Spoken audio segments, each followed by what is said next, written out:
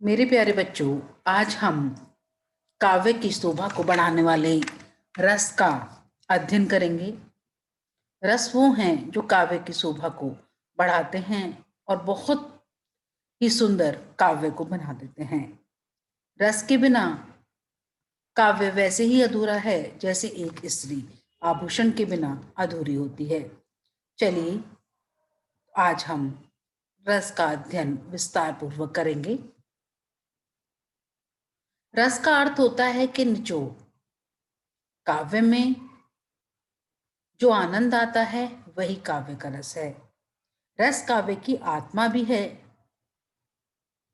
रस काव्य के पठन अथवा श्रवण और दृश्य काव्य के दर्शन तथा श्रवण में जो भी अलौकिक आनंद प्राप्त होता है वही काव्य रस कहलाता है। रस के बहुत सारे प्रकार होते हैं। रस के 9 प्रकार होते हैं। रस का नाम स्थायी भाव यहां पर मैंने आपको बता रही हूं।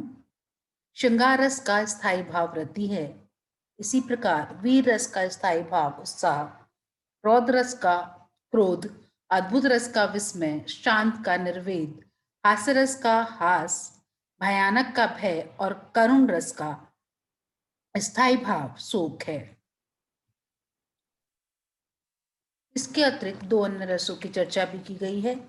वात्सल्य रस बालक विषय कृति और भक्ति रस ईश्वर विषय कृति। श्रृंगार रस नायक और नायिका के बीच होने वाले प्रेम का वर्णन काव्य में श्रृंगार रस कहलाता है। श्रृंगार रस के 2 भेद हैं, संयोग और वियोग। संयोग श्रृंगार संयोग श्रृंगार जिस रचना में नायक और नायिका के मिलन का वर्णन होता है वहां संयोग रस होता है। जैसे एक जंगल है तेरी आंखों में, मैं जहां राह भूल जाता हूं, तू किसी रेल सी गुजरती है, मैं किसी पुल सा सरकता हूं। और उदाहरण हम संयोग रस के पढ़ेंगे। संयोग श्रृंगार बसरत लाचल लाल की मुरली धरी लुकाए, सो करे भुइयों हंसे देन कहीं जाए बिहारी लाल। वियोग श्रृंगार काव्य में जहां नायक नायिका के विरह या बिछुड़ने का वर्णन होता है वहां पर वियोग श्रृंगार रस होता है। जैसे निस दिन बरसत नैन हमारे, सदा रहत पावत ऋतु हम पे, जब ते श्याम सिधारे। एक और उदाहरण हम वियोग रस का पढ़ेंगे यहाँ पर। निस दिन बरसत नैन हमारे, सदा रहती पावस ऋतु हम पे, जब से श्याम सिधारे। सूरदास जी ने वर्णन किया है जब श्री कृष्ण गोपियों को छोड़कर मथुरा चले जाते हैं, तो ये गोपियों का वर्णन उन्होंने बहुत ही सुंदर तरीके से यहाँ पर किया है।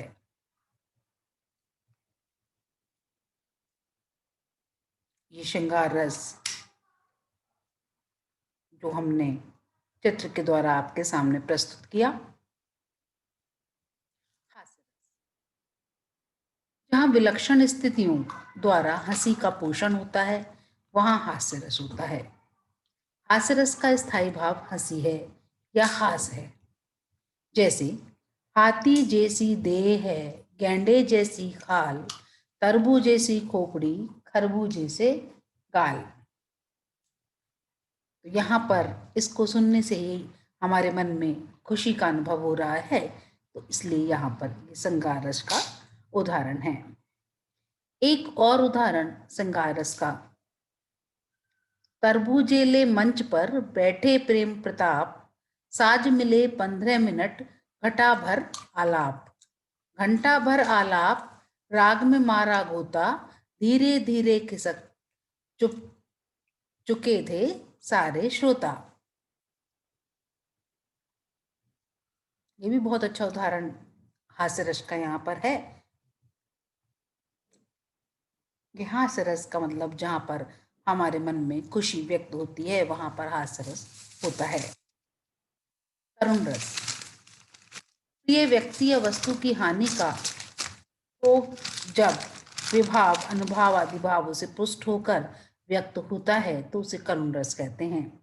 जैसे अपनी तोतली भाषा में वैसे सक से शक्कर बोली, जलती थी भूख तृष्णा की, उसके अंतर में होली, हाँ सही न जाती मुझसे अब आज भूख की ज्वाला, कल से ही प्यारी लगे हो रहा हृदय मतवाला।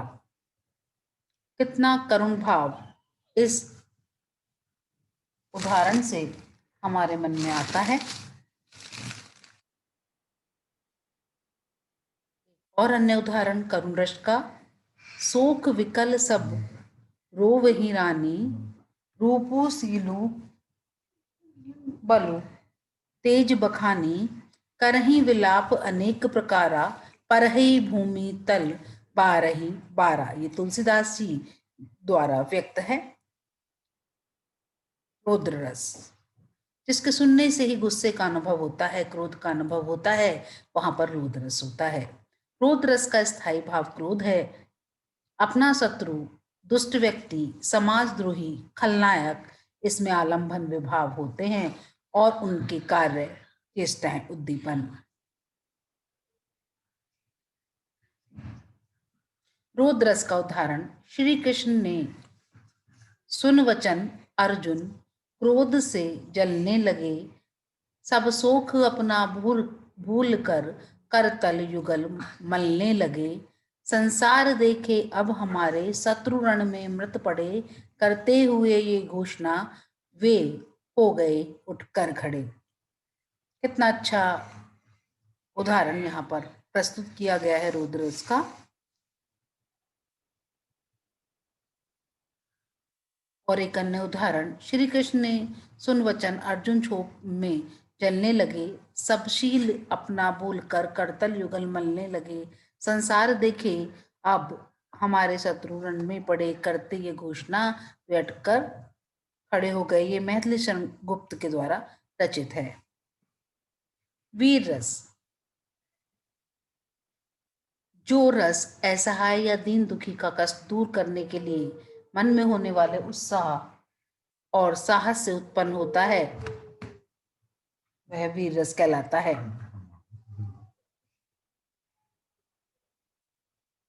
वीर रस का उदाहरण, वीर तुम बढ़े चलो, धीर तुम बढ़े चलो, सामने पहाड़ हो, सिंह की दहाड़ हो, तुम कभी रुको नहीं, तुम कभी झुको नहीं, वीर तुम बढ़े चलो, धीर तुम बढ़े चलो। ये द्वारिका प्रसाद माहेश्वरी द्वारा रचित है। वीर रस का और एक अन्य उदाहरण, सिंहासन हिल उठे, राजवंशों ने भ्रकुटी तानी थी, बूढ़े भारत में आई फिर से नई जवानी थी, गुमी हुई आजादी की कीमत सबने पहचानी थी, दूर फिरंगी को करने की सबने मन में ठानी थी, चमक उठी सन 57 में जब तलवार पुरानी थी, बुंदेलो हर बोलो के मुंह हमने सुनी कहानी थी, खूब लड़ी मर्दानी वह तो झांसी वाली रानी थी।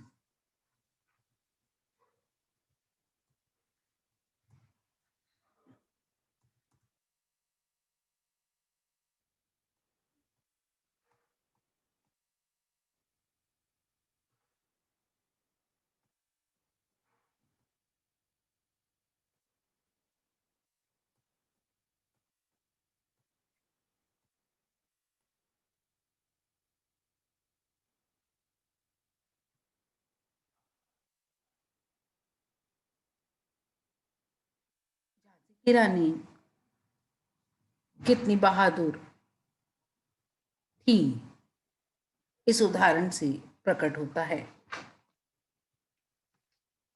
भयानक रस, भय भयानक रस का स्थायी भाव है। भय उत्पन्न करने वाले जीव, व्यक्ति आदि आलंबन विभाव, उनकी चेष्टाएं उद्दीपन विभाव, विवरणता, गद भाषण, भय के कारण अस्पष्ट स्वर, प्रलय, मूर्छा, पसीना आना, रोंगटे खड़ा होना, शरीर का कांपना, इधर उधर भागना आदि अनुभव होता है। भयानक रस का उदाहरण, उजाला बोलता है चुपचाप शब्द, जिसको दिखना दिखाना है, उजाला खोलता है चुपचाप रहस्य, जो उसके विरुद्ध है। अंधेरा बोलता है अंधेपन की भाषा, अपराध के जोखिम, डरावनी गूंज, सन्नाटे का शोर, भय के शब्द।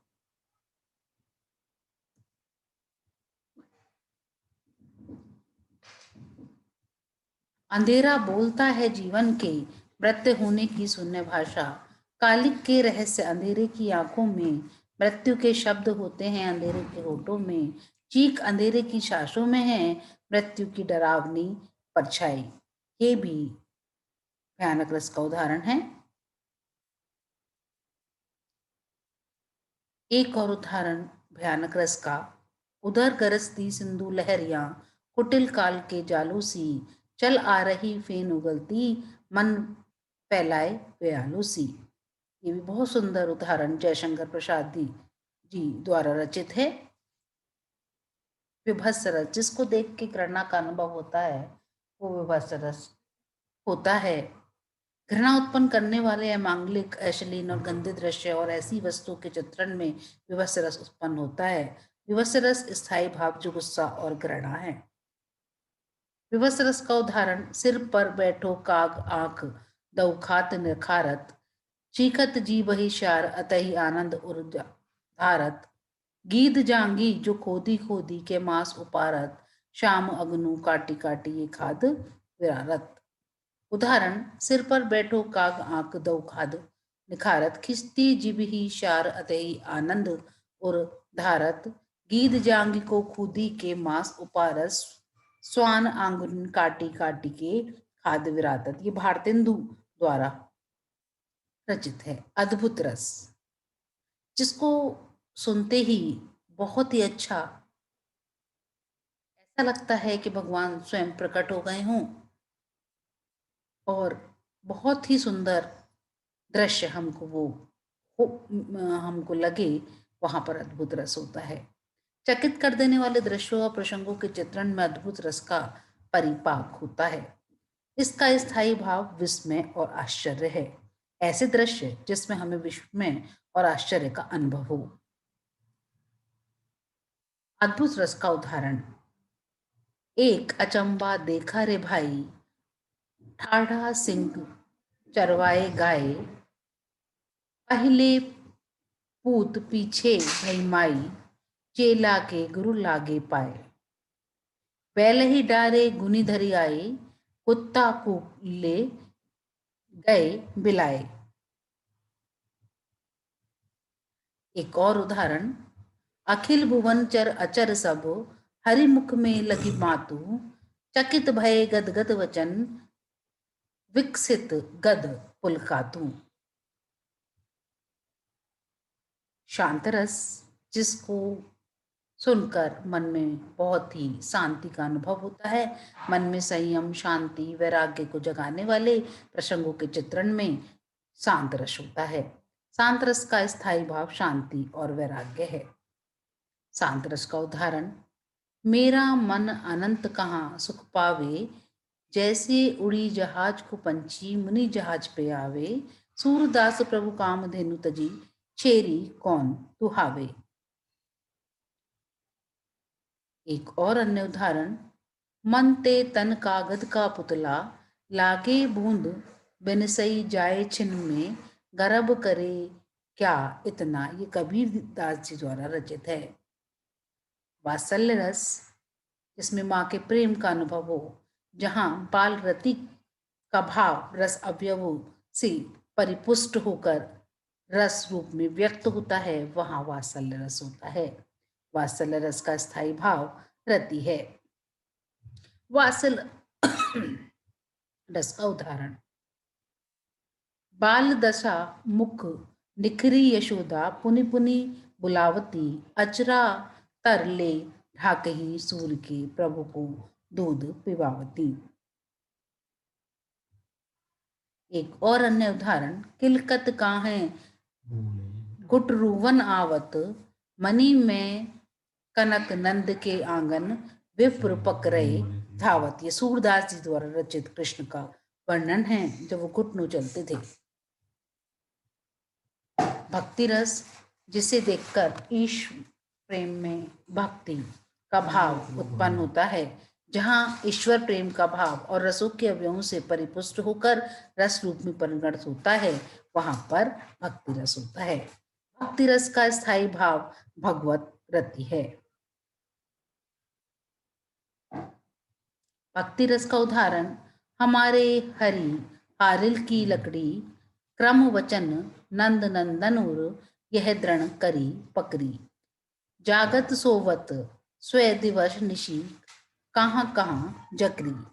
ये मीराबाई द्वारा भगवान श्री कृष्ण के लिए कहा गया है। एक और अन्य उदाहरण राम जपो राम जपो राम जपो बावरे घोर भव नीर निधि नाम निज नावरे।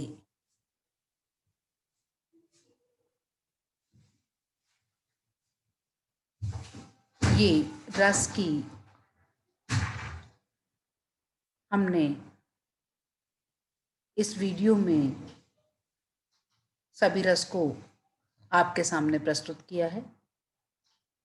अगर ये वीडियो आपको अच्छा लगा हो तो इसे लाइक करें, शेयर करें एंड कमेंट करें। कमेंट में आप हमें बताएं कि आपको ये वीडियो कितना अच्छा लगा। अगर कोई कमी यहाँ पर आपको लगी हो तो उसे कमेंट में बताएं। धन्यवाद।